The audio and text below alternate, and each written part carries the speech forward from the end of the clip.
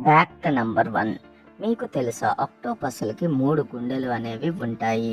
2 గుండెలు వాటి యొక్క గిల్స్కి రక్తాన్ని సరఫరా చేస్తాయి.